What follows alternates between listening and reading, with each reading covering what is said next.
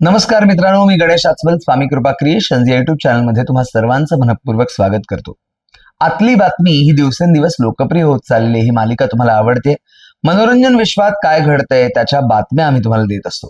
आणि कसं आहे बघा, नुकताच रविवारी म्हणजे ऑगस्ट महिन्यातल्या पहिल्या रविवारी फ्रेंडशिप डे मोठ्या थाटामाटात साजरा झाला. आणि फ्रेंडशिप डेच्या निमित्ताने एका नव्या मराठी चित्रपटाची घोषणा करणारं पोस्टर सुद्धा लॉन्च करण्यात आलेलं आहे.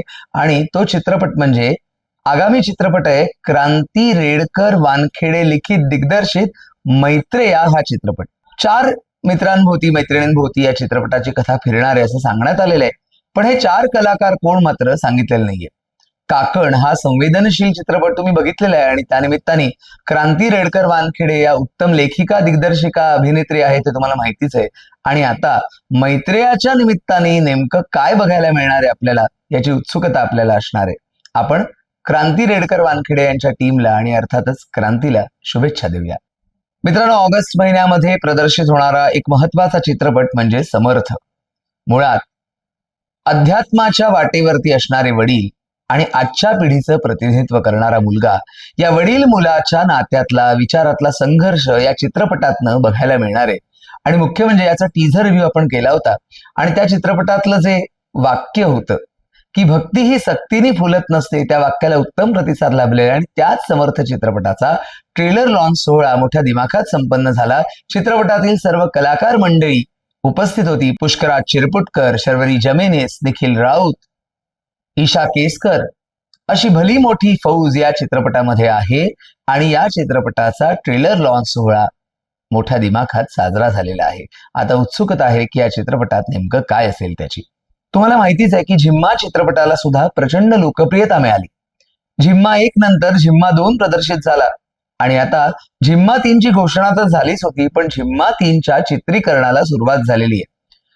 आणि ते जर तुम्ही पोस्टर बघितलं असेल तर लक्षात येईल की सगळ्यांचे असे हात दाखवलेले आहेत. कोणाच्या हातामध्ये कॉफी आहे, कोणाच्या हातामध्ये प्रोटीन शेक आहे, कोणाच्या हातामध्ये आईस कँडी आहे.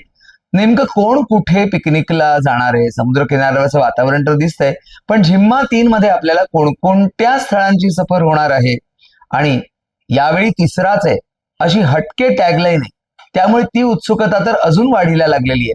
पण हेमंत ढोमेच्या संपूर्ण टीमला आपण शुभेच्छा देऊया, कारण अतिशय उत्तम आणि दर्जेदार चित्रपट त्यांची टीम घेऊन येत असते. क्रांतीज्योती विद्यालय मराठी माध्यम हा चित्रपट सुद्धा तुम्हाला ठाऊक आहेच. आणि त्या चित्रपटाच्या निमित्ताने किंवा झिम्माच्या वेळेला सुद्धा आपण ज्या मुलाखती घेतल्या होत्या त्या सुद्धा तुम्ही स्वामी कृपा क्रिएशन्स वरती बघू शकता. आणि त्या झिम्मा 3च्या निमित्ताने पुन्हा त्या कलाकारांची भेट होईलच. प्रतीक्षा करूया काही दिवसांची. स्टार प्रवाह म्हटल्यानंतर मराठी परंपरा, मराठी प्रवाह जपणारी वाहिनी. आणि स्टार प्रवाह ही वाहिनी नेहमीच काहीतरी नवीन नवीन उपक्रम घेऊन येत असते. येत्या 10 ऑगस्ट पासून रोज संध्याकाळी 6:30 वाजता नवीन मालिका स्टार प्रवाहावरती प्रसारित होणार आहे, आमच्या लाडक्या नाईकबाई. आणि या मालिकेचं लॉन्चिंग अतिशय आगळ्या वेगळ्या पद्धतीनं करण्यात आलं.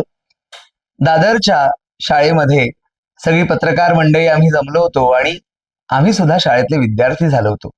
आम्हाला सुद्धा आय कार्ड देण्यात आलेलं होतं, स्कूल बॅग देण्यात आली आणि मग नाईकबाईंच्या वर्गात आम्ही गेलो आणि मग तिथे काही ऍक्टिव्हिटीज घेण्यात आल्या. त्यानंतर त्या ऍक्टिव्हिटीज मध्ये अचानक सरप्राईज होती, ती म्हणजे निबंध स्पर्धा. आणि आम्हाला सांगण्यात आलं की तुमच्या आवडत्या शिक्षिकांबद्दल, तुमच्या आवडत्या बाई असा विषय घेऊन लिहा. आणि अशा उत्स्फूर्तपणे झालेल्या स्पर्धेत मला सुद्धा पहिलं बक्षीस मिळालं. त्यामुळे ते खूप असं इमोशनल झाल्यासारखं वाटलं, आपण विचार व्यक्त करू शकलो.